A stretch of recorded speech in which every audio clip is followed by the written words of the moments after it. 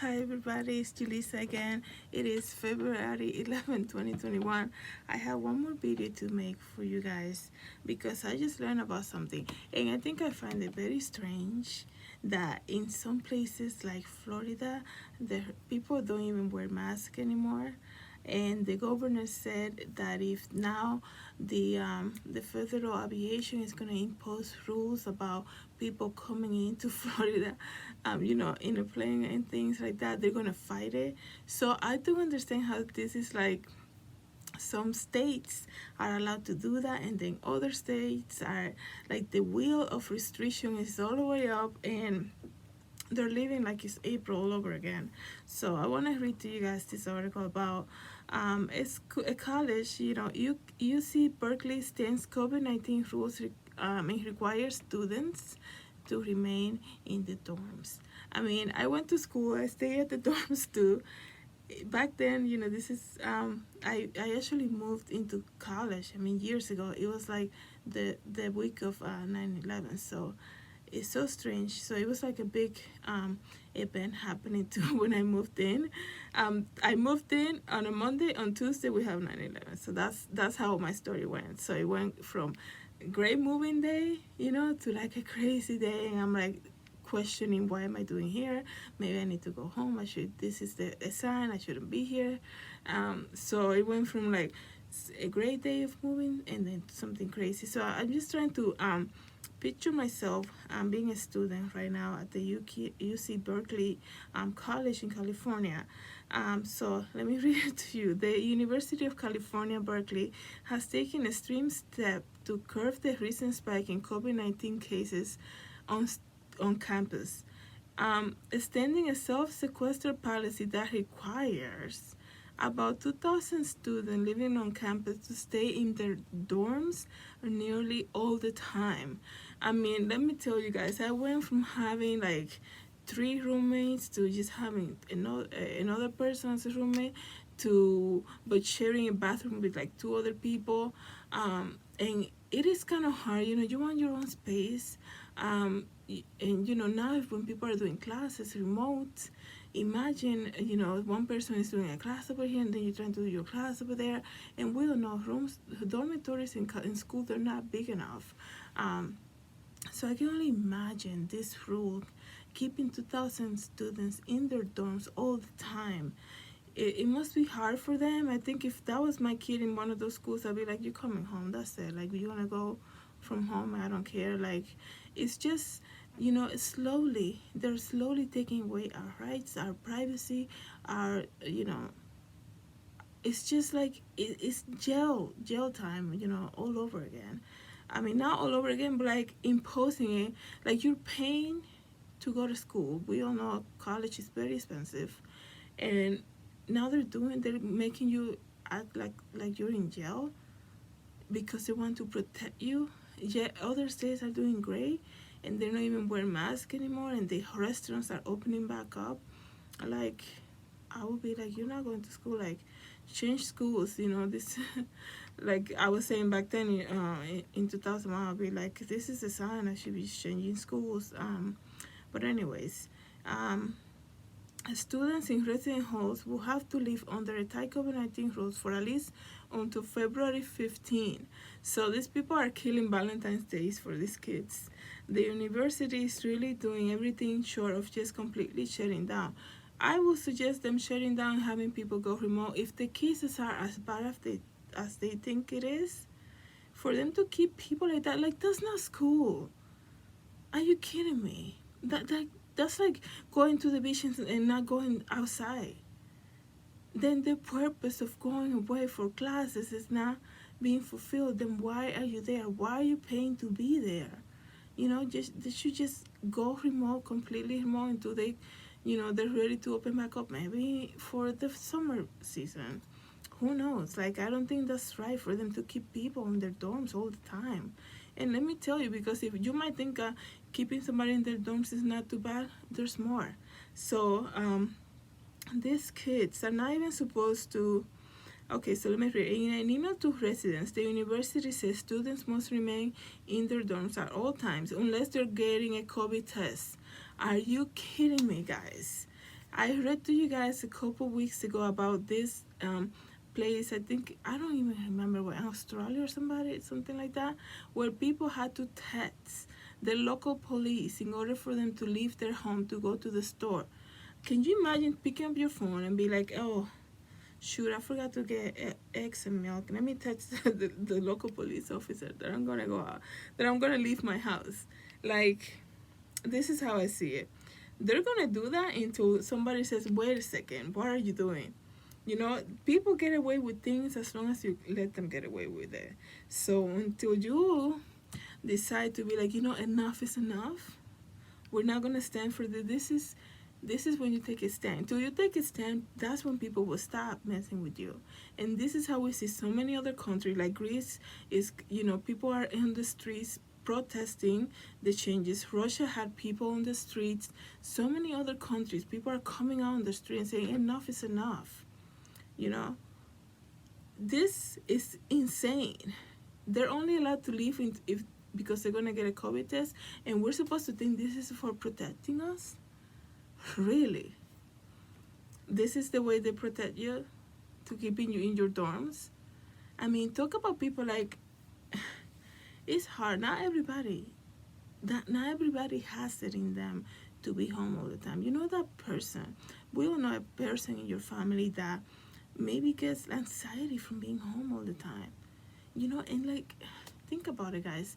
You know that person, your family member, that cannot be in the house all the time. Even if there's like a snowstorm, they're the first one out getting ready to clean up. Even if they don't have to go out and clean up because they want to get out, they want to do something. Imagine having to be in your dorm all the time. And then this is why people are having issues with anxiety. People are having suicidal thoughts. People are breaking up with their spouses. And then who's winning from all of this? The pharmaceuticals. They're getting, oh, more prescription for this. Oh, you have anxiety? Okay, we're going to give you another thing. But that thing that you gave me for the anxiety is causing me to have hallucination. Oh, you're having hallucinations? Okay, we're going to give you something for the hallucination. So you're basically taking one thing to cause another, and then you're creating another problem that's going to keep you and taking a thing for that too. That's the same thing with this virus. It's the same thing. This virus is causing so many issues that people are not talking about. They say, oh, it's a bad year. 2020 was a bad year, and this and that. My blood pressure went up, this went up, and I gained weight, and this and that.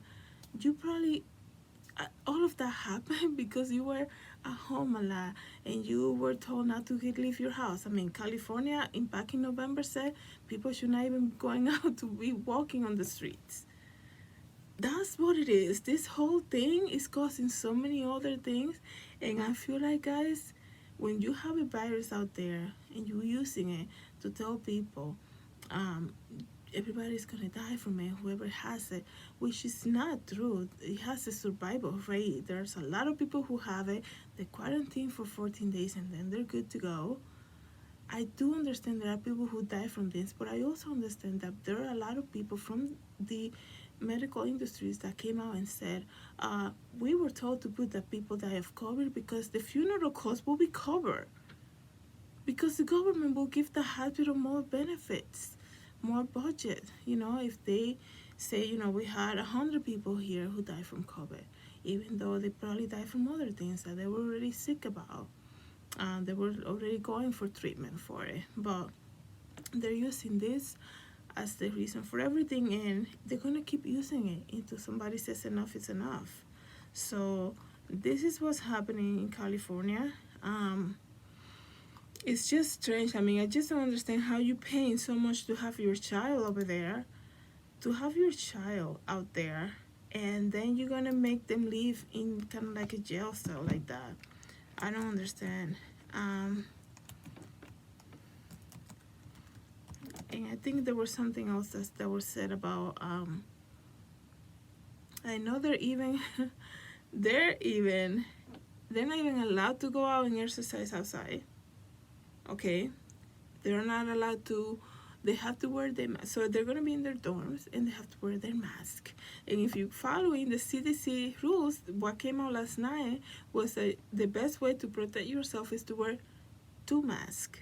Okay, so you're supposed to be in your room all the time, and we all know the dorms are not that big, right? They're just a room. You have your bed and you have your desk, and then there's probably a door for the bathroom in your closet, and that's pretty much it. It's not big. It doesn't have a seating area, nothing like that. I mean, I don't think back then when I went to school, that's how the dorms were. I don't think things changed much because people do pay a lot of money for dorms unless you have, you know, if they're in their own apartment, of course, that doesn't apply to them. They're talking about the dormitories that they have in the school.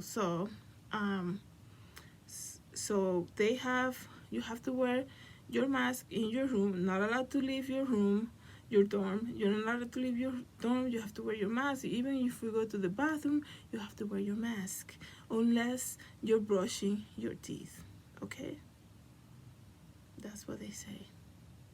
So it is going crazy for somebody to say you're only about to take that thing off your face if you're gonna brush your teeth or you're gonna eat. That's heartbreaking to me. Like, that's just, that's too much control, guys. I feel like that's just taking it up a notch. And if they're accepting it and going along with it, this is just the beginning of something else. And I know I was saying last night, things slowly they're getting back to normal, and you never know. You never know what can happen. That's what I said to you guys before. Stop rushing in to get the vaccine, because they can say to you, come back in 20 days. In 20 days, a lot of things can happen in 20 days. And there you are going crazy because now you have the first dosage with no way of getting the second one, okay? Why are they doing this to these college people, right? How about you test people and that's it? Like, and be like, guys, we're sending everybody home. This is just not working out. We're gonna do remote, and we'll see you guys in the fall, okay, or in the summer semester, right? Why are you keeping people like that? That they're not even allowed to go out and exercise alone? Like, are you kidding me? I know we all seen campuses. They're huge. Unless it's like New York City and like, you know. But if the campuses, they have a lot of space, open space, so you can just take a walk and have some air. You're not even allowed to do that. And one thing that I can say, they can say all they want about having people in college, controlling the noise level and things like that. But when you have people who are, they're just in their dorms, nothing to do, they're gonna, then the noise, the issues is gonna be like the noise. My room is always here. I can take a nap. I can do my homework. I can do this. I can do the other. So I don't think that's good for people. That's just my opinion. I don't feel like it's a little too much, and you have to remember you are paying for them to do that to you. So always remember that, guys. So that's the next video. This is the next video I wanted to make for you guys tonight. I hope you learned something from this, and please share. If you didn't know anything about it, please share with your friends and family. Thank you guys so much for watching. Have a good night.